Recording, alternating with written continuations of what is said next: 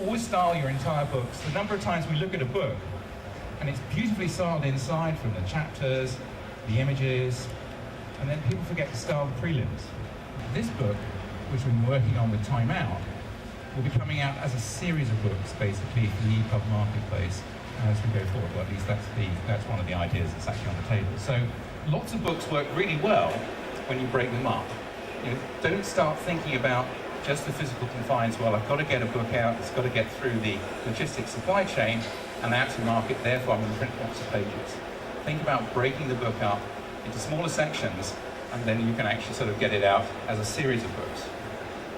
The other thing, as I've already touched on, is what works in print doesn't necessarily work in the ebooks. I saw a fantastic book, which was a great book, a business book, and it was from, I won't mention the name because they might be here and I'll get embarrassed when they shout, oi.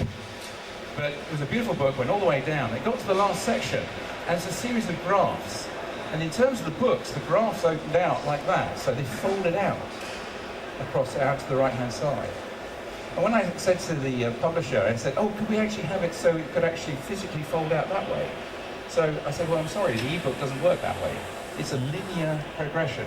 You start at page 1 and you end up at page 672. If you want things to go sideways because they fold out in the book, you can't do that. You've got to effectively split them so they go down. He said, well, the graph won't work. But within about 2 hours, they reshaped the fold-out sections so they flowed down rather than out. So think about the publishing, think about how things work. Think about your book in terms of interactive styles. Well, this particular book, we've actually built in landing pages to website. This is a city guide, a Time Out city guide. You walk around Paris with this and you get to points of interest. Like, I'm standing in the sort of Montmartre region in Paris, well, not today clearly, or any other day when the volcano's going, but I can actually press a link to a website and actually sort of jump straight out onto a landing page of the website. I might be able to see special offers from that restaurant if I wanted to actually sort of go there. Built into here, because it's the iPhone this is originally developed for, are all the telephone numbers as well, so you can press a number and instantly get out. Now, all of that's come out of a standard ebook. So there's nothing special in terms of fancy sort of bits of Flash that have been stuck in, or Flash won't work on here anyway, so that's a really good thing. Or indeed anything else in terms of you know, sort of special app or anything like that. This is running off of the standard Apple iBook app, or indeed would run on any ebook like the Sony ebook that Omar was talking about anyway. So think about your experience in terms of the book from a web perspective rather than from a print perspective. And for people who are print publishers, this is your largest challenge. You've got to stop thinking about what's laid out on the page, but you've got to start thinking about how you're actually going to have that interactive experience basically on the web as well. Okay, for the marketing people from the publishers, these are 5 things that you can do to reduce some of your costs and improve the way you actually sort of to make money from ebooks. First thing, don't produce ebooks just because you got them in print.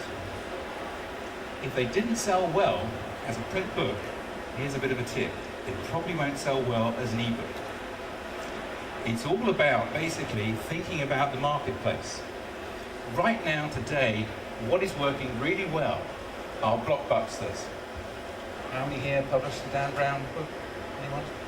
Okay, so not too many blockbusters. Well, what else is really working well is the old, the curious. Remember my things about layout and fonts and things like that. The classics, things that have actually been out of print for a very long time. The niche, and most importantly, books that you've got which actually have some kind of already established web presence. They're really, really doing very well. So Hannah Montana is a classic one which have worked on with ECW Press in Canada.